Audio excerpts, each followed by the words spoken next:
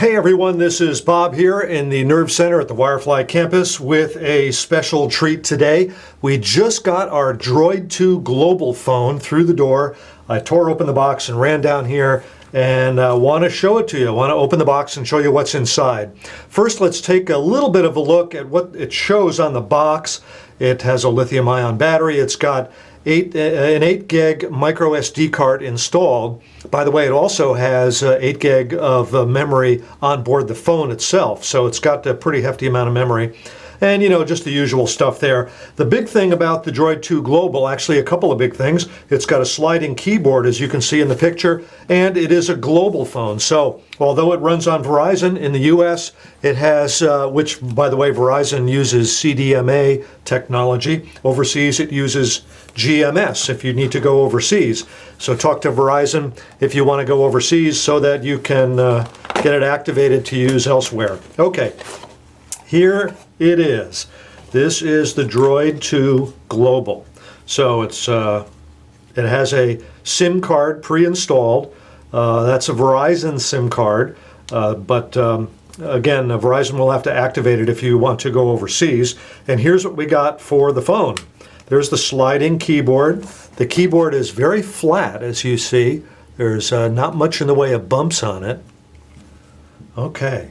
This has got some great specs, by the way. The big spec improvement with the Droid 2 Global is that this is the first phone to come out with a 1.2 gigahertz processor, and it has 512 megabytes of RAM to go along with that. So it should be very, very fast. So let's go ahead and take some of the other bits out of the box. Sorry for all that reflection there. All right, there is the the Verizon Wireless Global information. This is the power supply for it. There should be lots of power adapters that come in the box.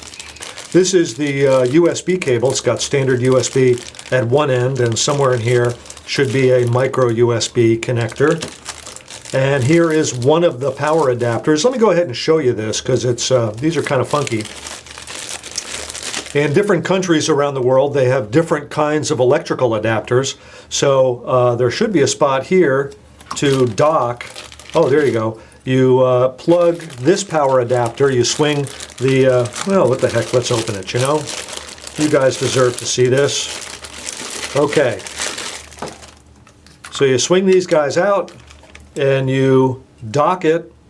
Ah, I see. No, you leave them the way they were, like that, and you dock it like that. And now you have an international power adapter. And there's another couple of these power adapters in here, depending on the country that you're in. Okay, so if you plan to use this in the US, then that's not all that terribly interesting for you, but it will be if you plan to take the phone internationally. There's lots of manuals in here as well. Interestingly, there's not much in the way of software. I'm not a manual kind of guy, so I will just set those aside. This is the back for the phone. I'm going to go ahead and undock this. Very easy to do. A pretty hefty sized power adapter, as you can see. No earphones. So let's go ahead and see what we have.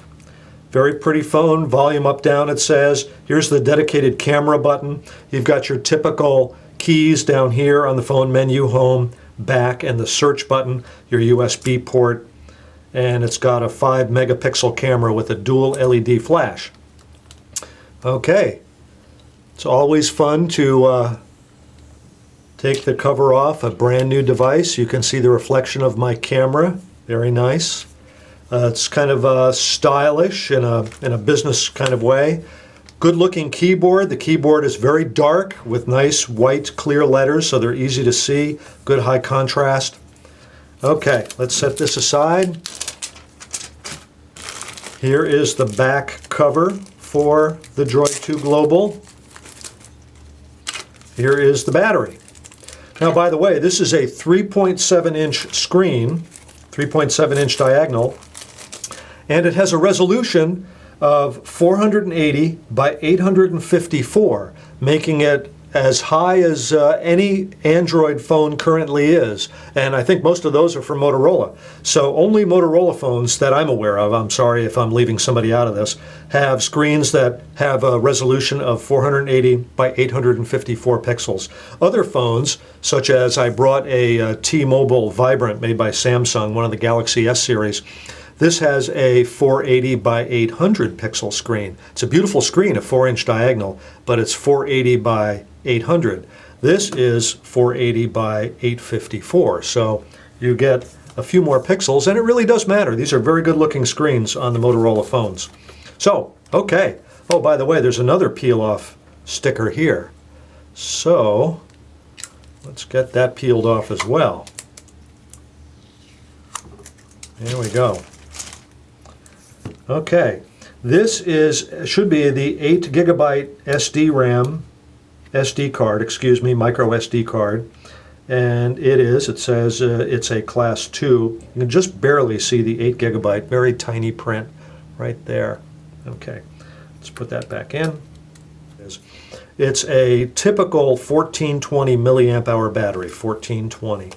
So let's go ahead and put that in and put the back cover on. They give you some instructions on how to put on the back cover. There's like hooks here, so we need to drop the hooks in the slots and then push like that. We will peel the tape off the back. Looks like we have a significant speaker right there on this phone. So with it all installed, it looks kind of squarish. It's a Droid, so it has a kind of a Droid family look. Very nice. Verizon has done very well with its Droid phones. So some of the other features, by the way, I did mention the 5 megapixel camera. This runs Android 2.2. And unfortunately, I don't have it activated. If it was activated, I would love to run the Quadrant speed test on it to see what its speed is. But I'll try to get it activated and have a review tomorrow, including a Quadrant speed test, so we can see what that is.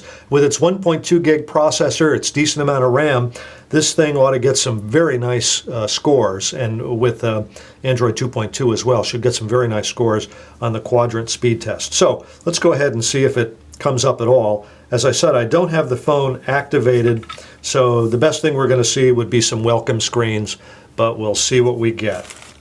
I guess while I'm waiting for the phone to come up here, I can go ahead and compare it size-wise to the Samsung Vibrant on T-Mobile. You can see that the Vibrant is just a little bit longer, and the Vibrant, which is a typical size for the Galaxy S Samsung phones, is a little bit wider. So it's a little longer and a little bit wider, and it is the Galaxy S phone will be slimmer because, of course, it doesn't have a sliding keyboard. Now the T-Mobile variant, the Vibrant here, has this little pregnant bump at the bottom, but otherwise it's very slim. So anyway, here we go. And it's welcoming me to Droid, and touch the Android to begin. Well, I know that the phone is not activated, so I won't get very far. So I'm going to go ahead and turn it off for now. Hey, everybody, thanks for watching. This is Bob here at Wirefly, and I'm really glad you stopped by to take a look.